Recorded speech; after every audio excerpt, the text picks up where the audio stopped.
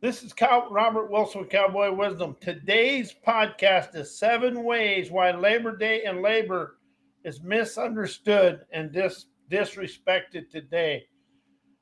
I'm awakened and aware of the enlightened wisdom. Until labor and indoctrinated education communicate, connect with a contour and a collaborating way, the world remains looped in legacy logic where sweat is silenced and the strategy is sanctified. Labor pulses the terrain of tested wisdom. And what that means is they get their hands dirty. We're afraid to get our hands dirty, and computer knowledge will never rise us out of where we're at because it takes get your hands dirty wisdom, such as in the trades, to raise in wisdom. And something else I want to iterate here. There was a time in this world where 44% of the economy came from the farms. We've lost 285,000 farms. So we're not doing get your hands dirty work from farming and in the dirt. We're getting it from computers. Computers are good, but they lack that get your hands dirty wisdom.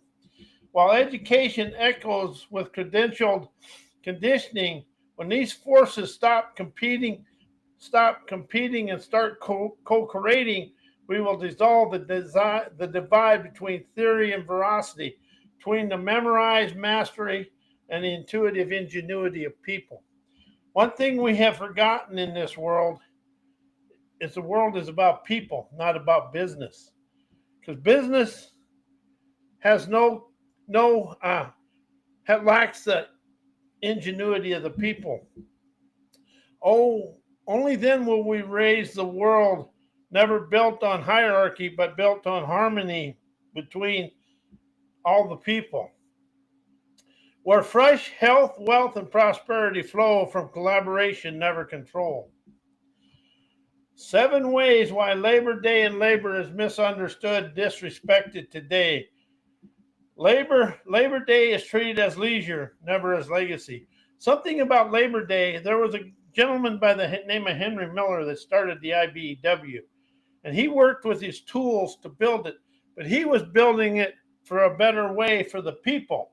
However, somewhere along the line in about the 50s, 60s, 70s, the union forgot their vision and got into their egotistical arrogance and forgot it was about the communities and not about them. And I was a union member for 36 years, so most see it as a long weekend, and your weekends were brought to you by the people from the unions in the 1900s when there was child labor running in the mills and things like that. Never attribute to the world strikes encourage that birth the workers' rights. See, and if you look at the workers' rights today, they're decreasing, and we're going back to the hierarchy and the third world enslaving ways of the past. The day's radical roots are buried beneath barbecues and sales and people living in their convenience and their comfort zones. Well, them comfort zones are going to be a little bit unsavory. As the media muffles labor's message, coverage focuses on traffic, travel, and consumerism, never the historical fight for the dignity, safety, and fair wages. And that is going on today. The workers' roar is replaced with retail noise. And I'm guilty of that. That's what consumerism, they've taught us convenience instead of our workers' rights. Education omits labor's liberation. Textbooks rarely teach the labor movement's victories or its violent suppression. Students graduate knowing holidays, never the history of labor or history of real life. Labor is framed as outdated, never essential. A tech-driven world, manual work is often dismissed. Yet laborers still build, move, and maintain the architecture of society. Unseen, yet indispensable. And see, that's the thing. If you send all the hourly workers home for 30 days, I'm talking about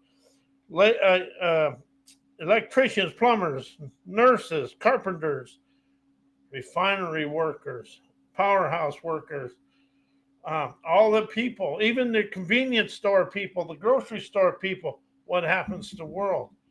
Labor actually has the power to put together a movement, but however, it would take communication, collaboration to get together, and people are they're actually too afraid to do that.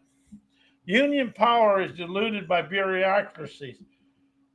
Many unions have traded grassroots grit for political positioning, and that's happened in the IBW at the IO level and even at the local level. I witnessed that over the last several years. Workers feel unheard while leadership negotiates comfort over courage for their pensions.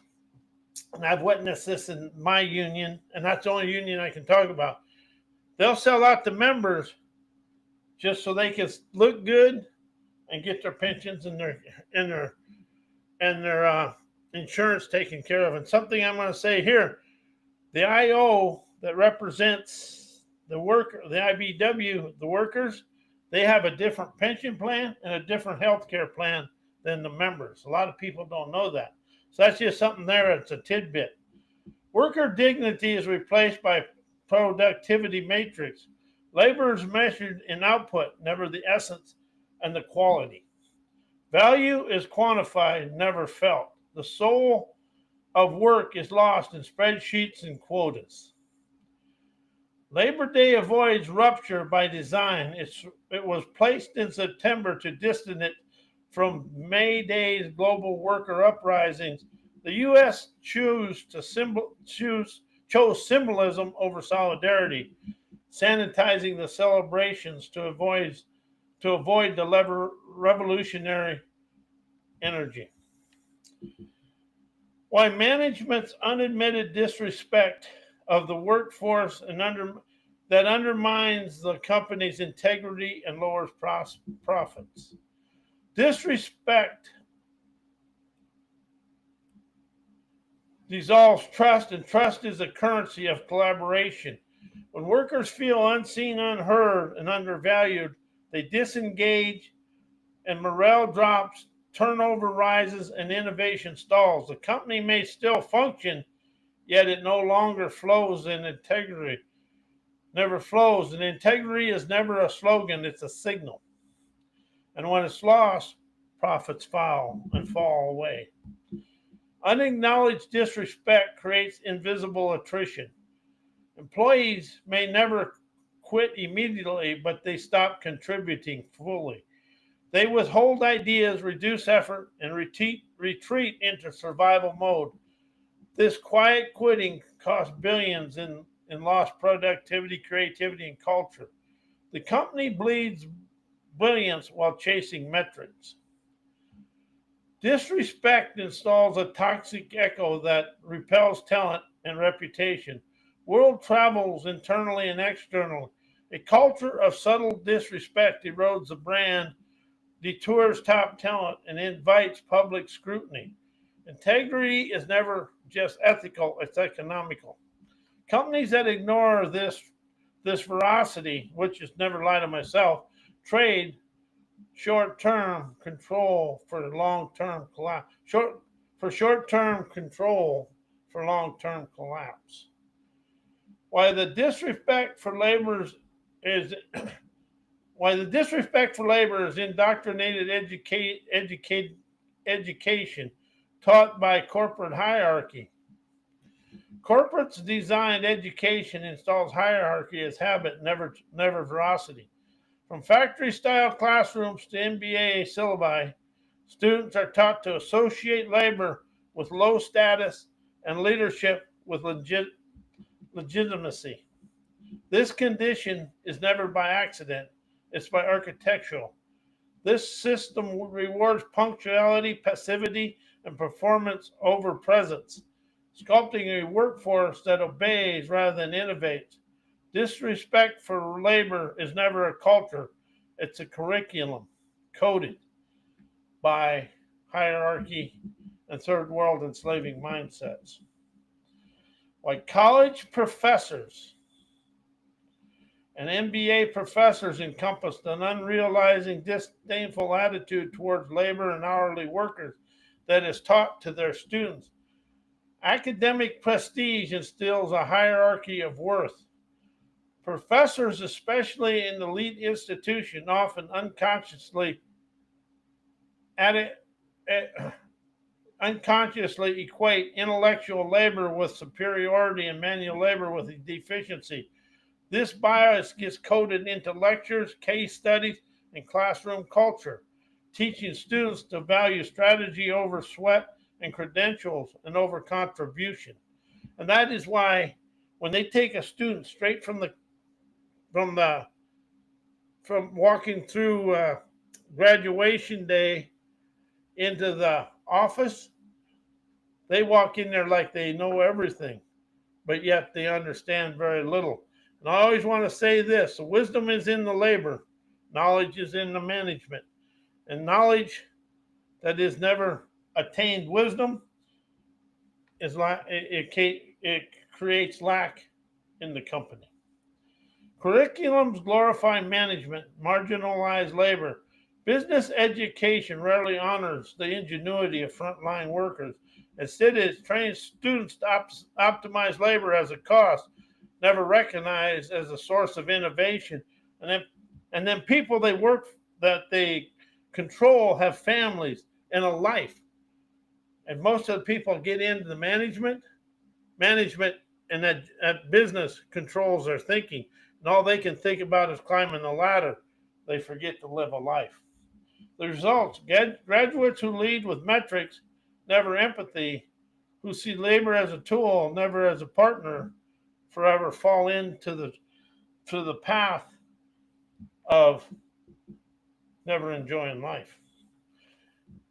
I would love to ask how many CEOs really enjoy what they do every day, or has it just become a habit and that's what they do? Disdain is disguised as data. Professors often use economic models that reduce workers to variables, human capital as labor inputs, or operational overhead. These abstractions strip away dignity and distance students from lived realities of those who build, move, and maintain the world. Labor maintains and moves the world. Management stalls the world out in hierarchy and third world enslaving mindsets. The bias is never shouted, it's spreadsheeted. While business mindsets are from the past, keeping business thinking and knowing in the past, knowledge being unknowingly afraid of here and now. Business mindsets are built on legacy.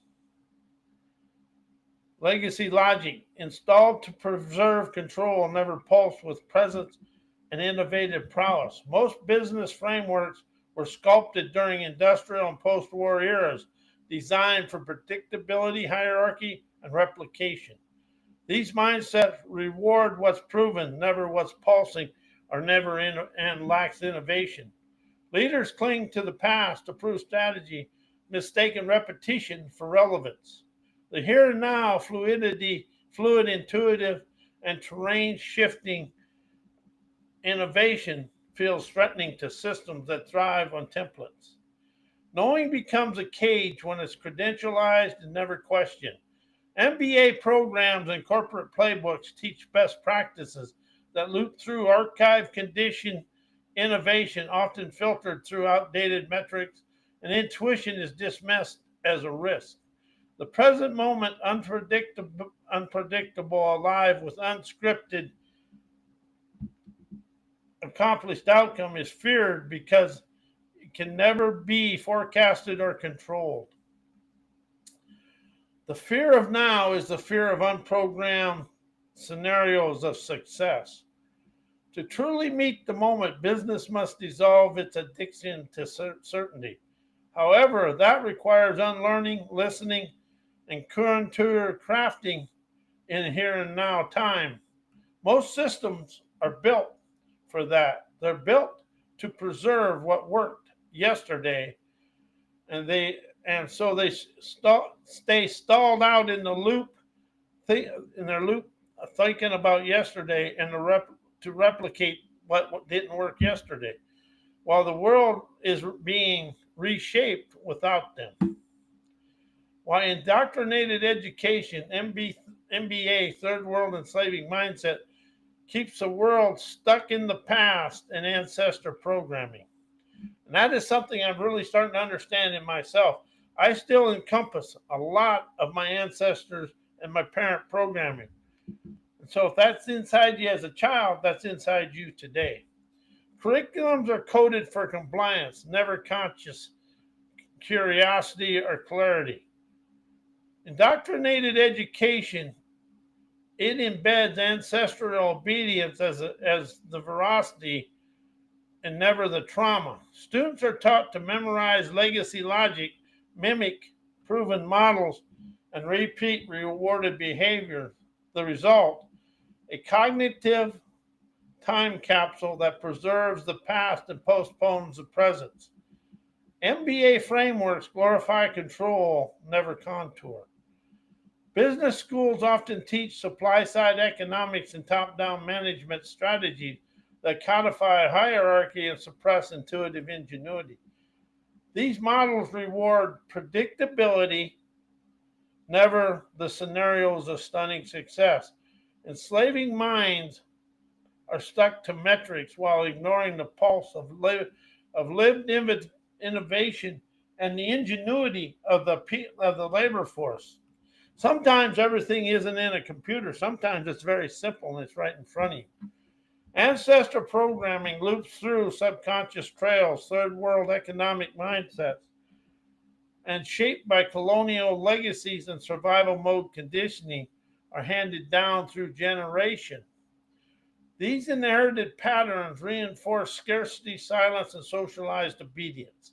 And the world is stuck in socialized obedience. So until these socialized obedience is cracked, they loop us in yesterday's fear and delay tomorrow's sovereign savvy.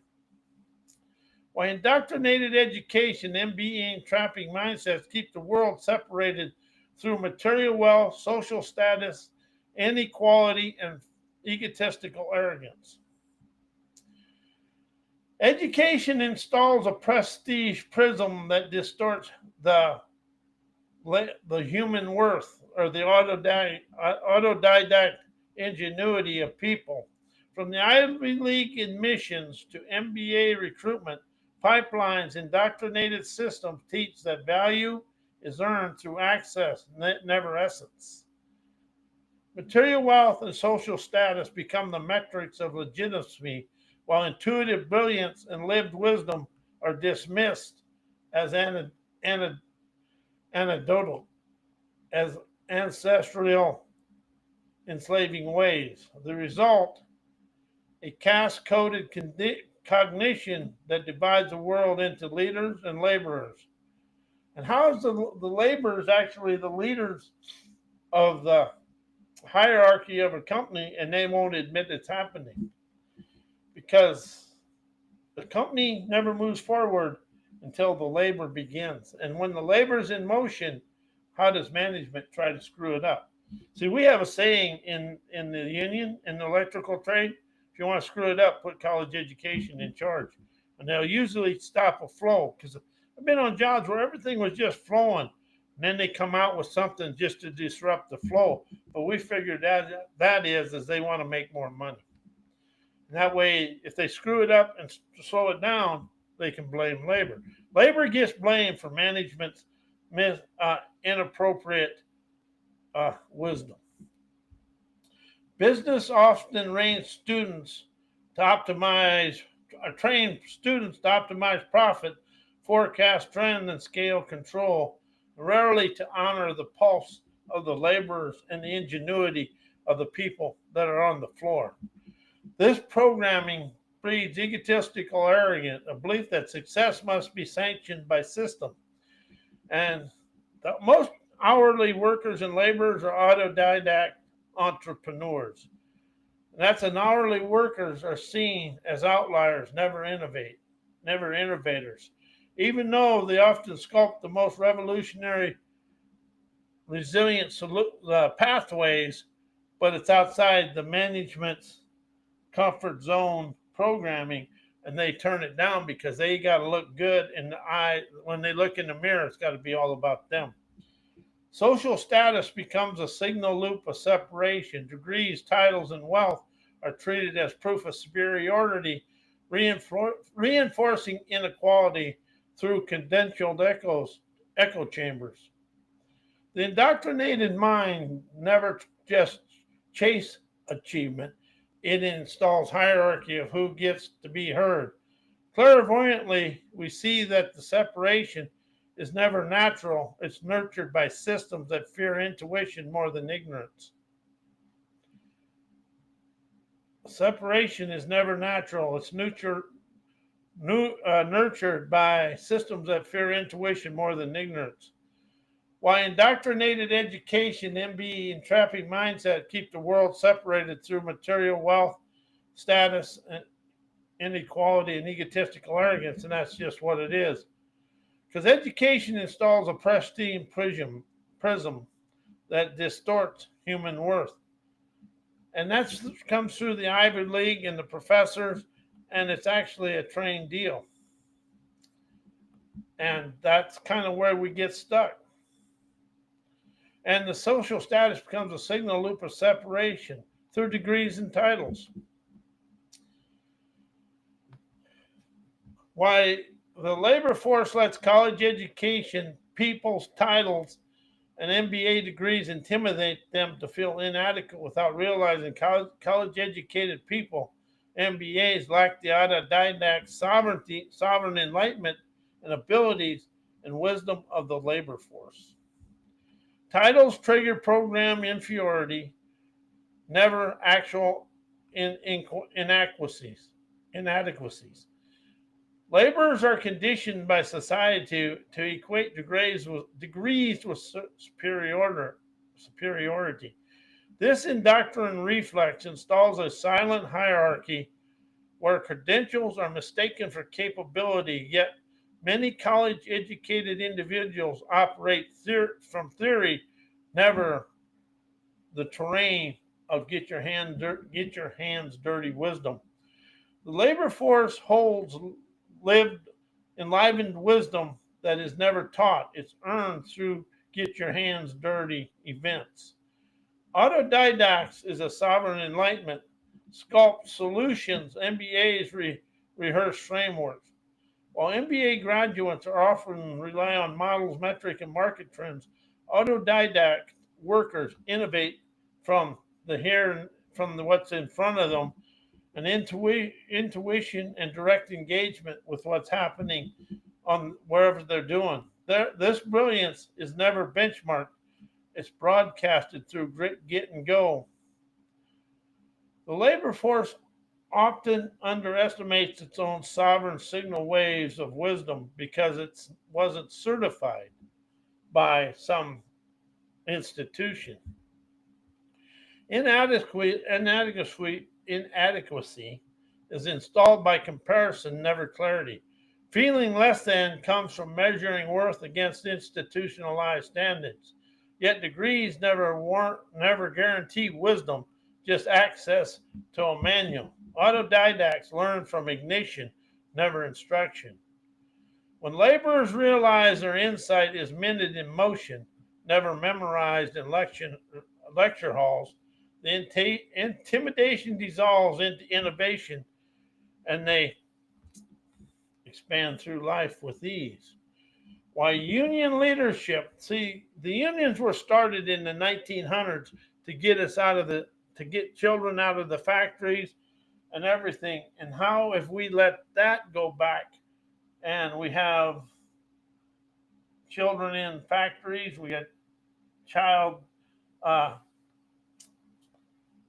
everything happened to child exploitation, child everything.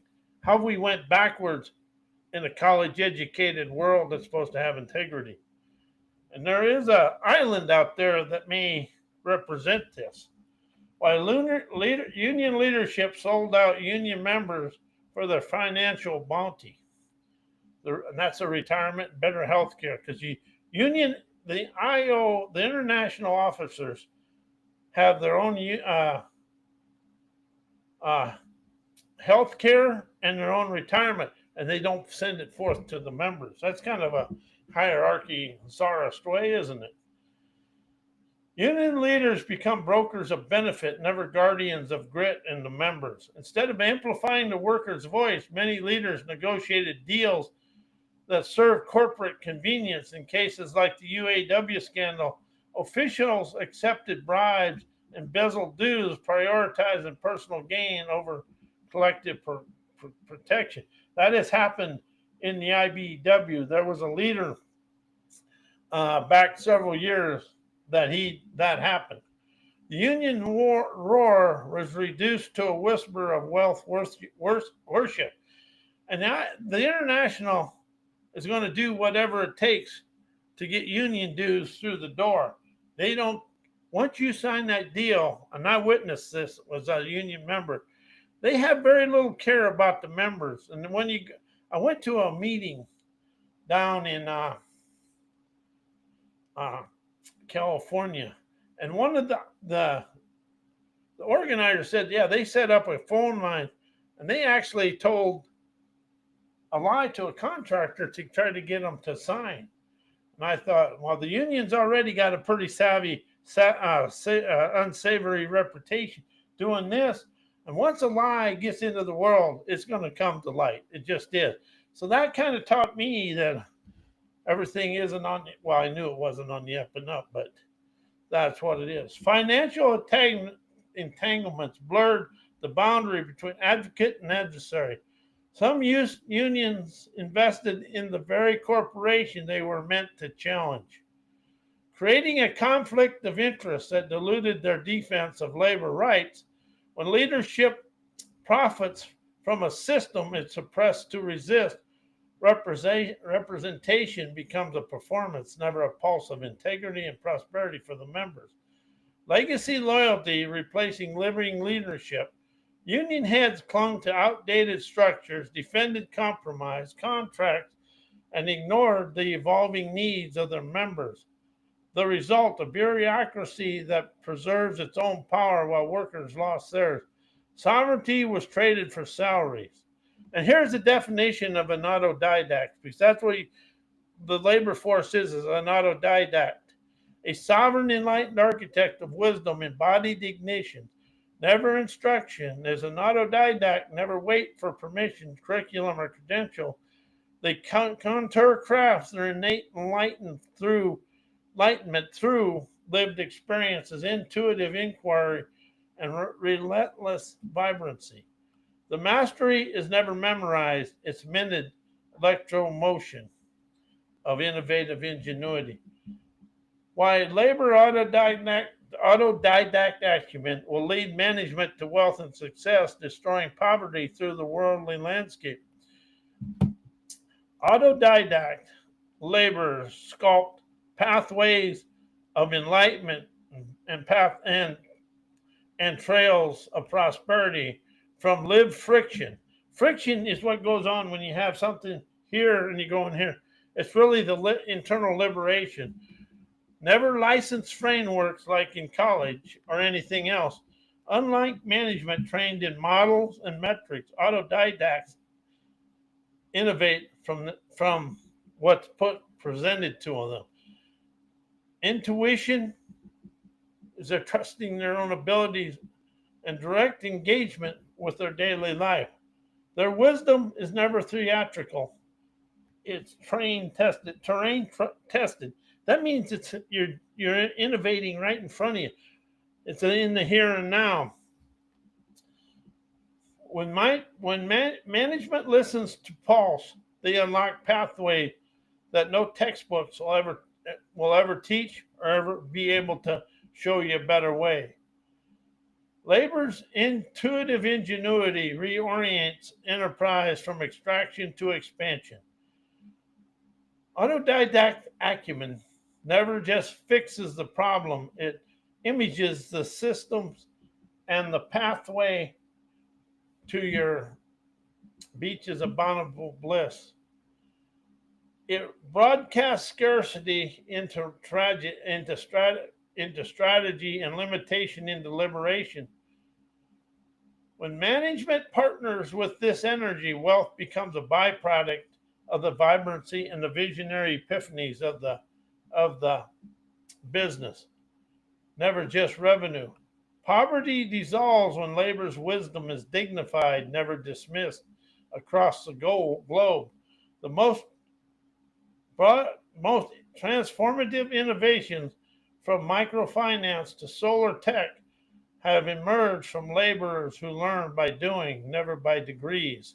And see, what we have is a degree arrogance in this country. And once they get that degree, the egotistical arrogance, know it all ignorance, and stubbornness and hard headedness shuts off their listening to the labor force. When management activates autodidact acumen, they never just scale profits, they counter contour prosperity. While labor gets blamed for management's poor choices, management mistakes authority for accuracy. When decisions backfire, those in charge rarely question their own frameworks. Instead, they project failure downward, blaming labor for their lack of due diligence and poor performance while shielding their own flawed strategies, outdated tools, or unrealistic timelines. I saw that many times. We'd have something happen when $1,000 tool would take away and get it done in a day, day and a half. They'd rather fight it and take 6 days, but they save money. That's management's mentality. Labor becomes a scapegoat for systematic sabotage. Workers are often held accountable for outcomes shaped by broken systems, bad software, unclear procedures, and toxic culture. The architecture is faulty, but the blame is personalized. It's never a failure of effort, it's a failure of infrastructure and experience of management. And I witnessed that because when the union, we went from having the older hands being the foreman and general foreman and went to people just out of apprentice school to being foreman.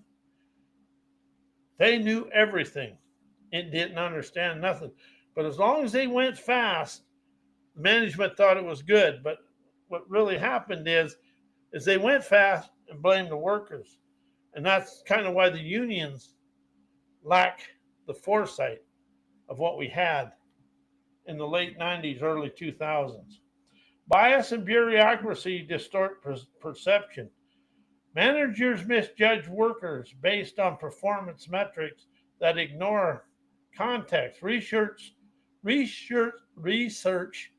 shows supervisors often rate employees as less diligent than they actually are, unveiling a perceptional bias that fuels unfair blame. This results in a loop misattribution that protects power and punishes presence. And something else I really can say is when you walk on a job and that contractor or whoever's there takes that snapshot, whatever that snapshot is, that's what you are for the rest of the job, because that male ego or whose ever ego it is will never let you out of that snapshot. And they will never, ever go beyond that snapshot in your life. And that happens if you stand up on a job nowadays, you might as well count your money's coming because there's too many people that will follow and step in a manager's crap all winter just to see where he goes to the bathroom in the spring. When labor innovates the flow, the world and management controls the world through limitation. While labor innovates the flow of health, wealth throughout the world, and management controls the world through limitation and hierarchy, labor pulses from proximity. Management operates from abstraction. Innovation is born in the trenches, never in the towers. Workers engage directly with friction, tools, and terrain. They contour pathways of enlightenment in the here and now. Management, distant by hierarchy, often imposes templates that ignore the pulse and the lived experience. Hierarchy installs authority bias. Labor ignites the bottom-up brilliance, In rigid structures, ideas from the top are overvalued while grassroots insight is dismissed. The the bias of management stifles creativity and silence intuitive ingenuity. The workforce often holds the keys to innovation, yet management's chain of command locks the door. Management preserves predictability, labor disrupts with design. Managers are trained to maintain control, reduce risk, and replicate success.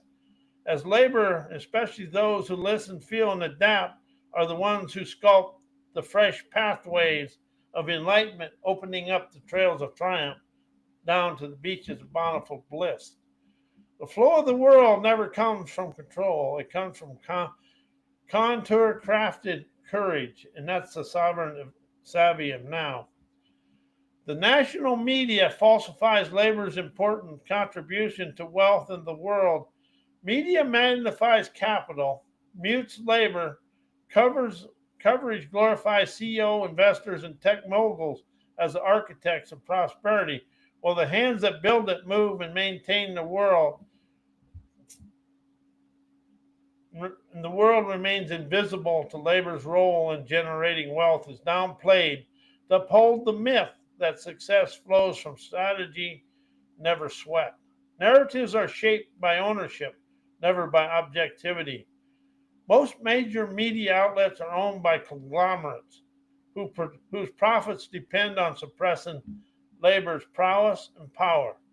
This creates systematic bias, stories that challenge business, orthodox,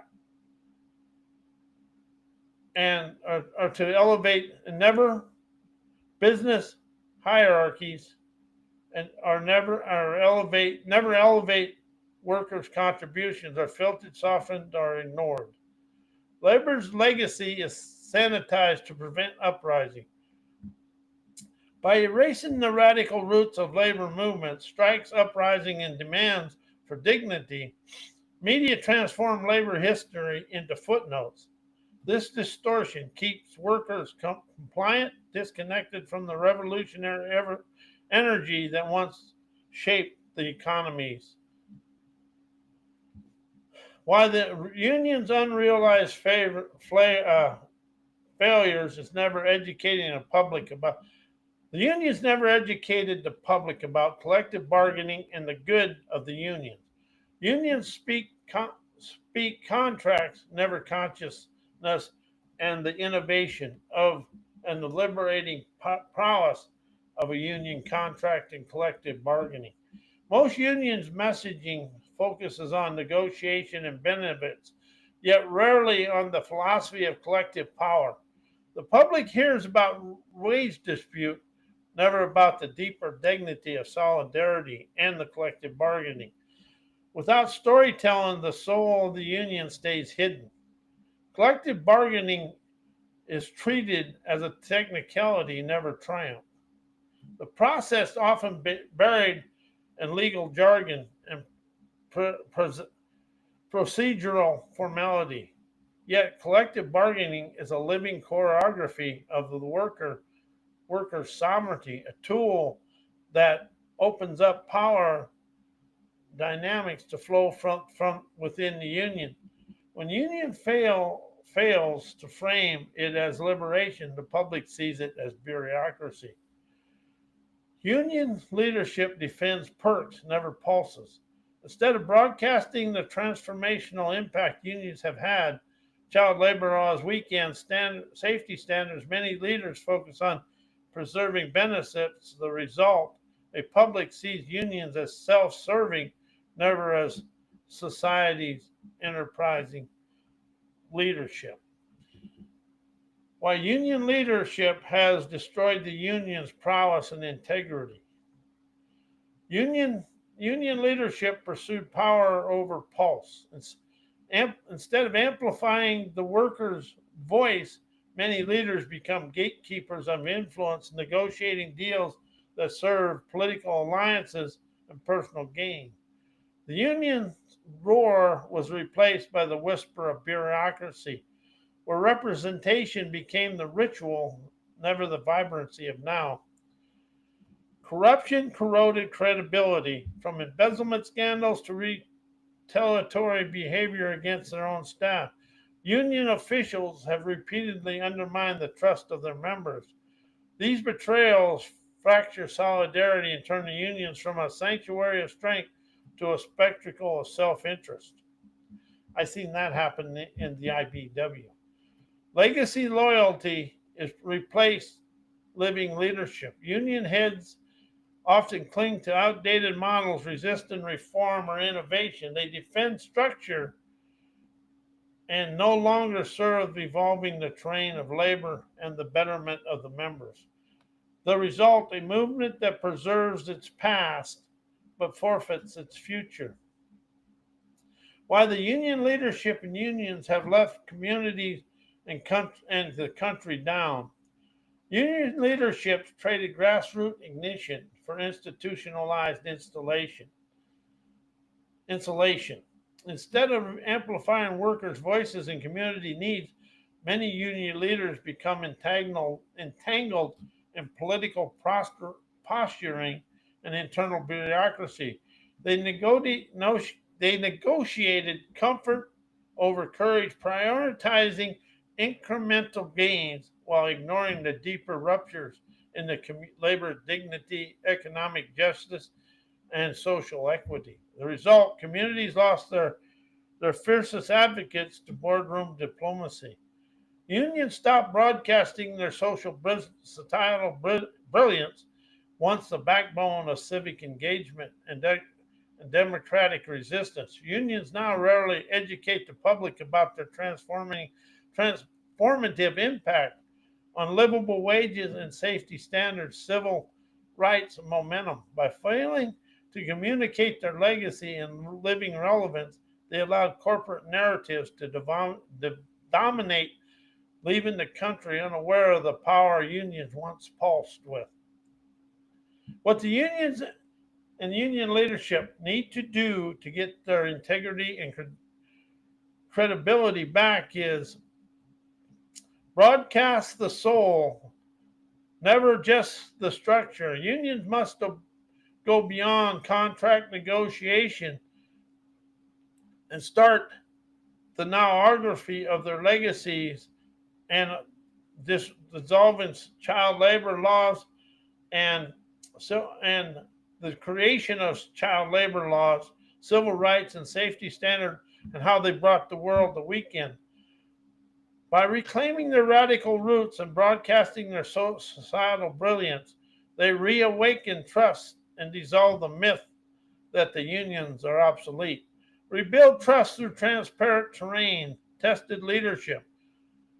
Union leaders must embody the pulse of the people, never the politics of the position. That means open communication, participatory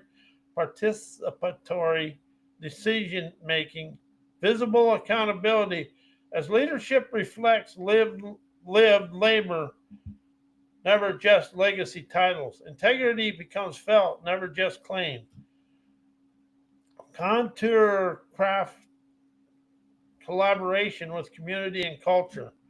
The unions must reconnect with the broader ecosystem, partnering with local movements and their autodidact entrepreneurs and sovereign educators. By aligning with these who pulse from presence, never programming, they transform from isolated institutions into ignition hubs of collective liberation.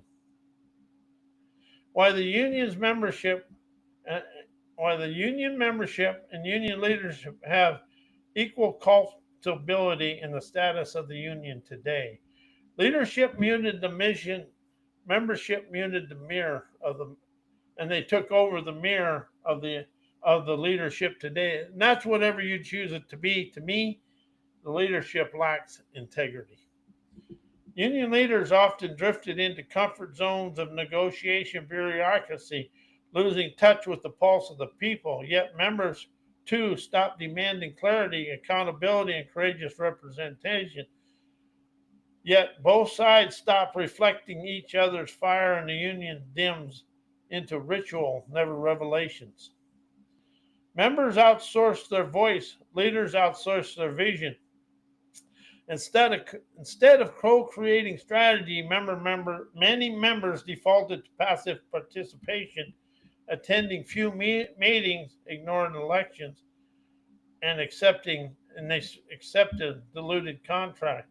Meanwhile, leadership leaned on legacy models and political alliances. Result: a union preserved structure but forfeited the soul. And that's something unions have done, is forfeited their soul.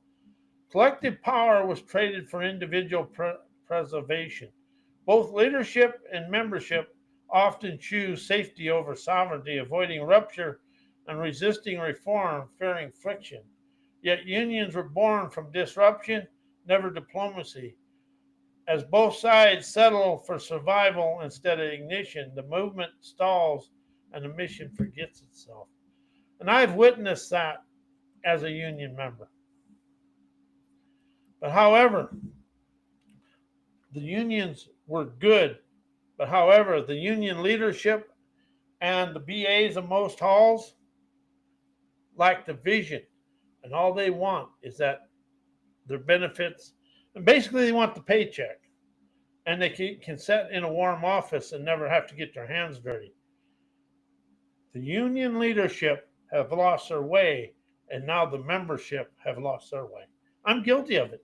I'm not going to say I'm perfect, but I understand when I got in the union in 91 and what it is today. And I know there's people in offices, they almost get to stay home and do nothing. I just want people to realize that. I am Robert Wilson. I am a union member, and I'm also a hypnotherapist, published author, and I'm a podcaster, opening the eyes of people to understand they encompass the unique talents to rise, shine, and energize and illuminate their pathways forward. I want to thank you and good night.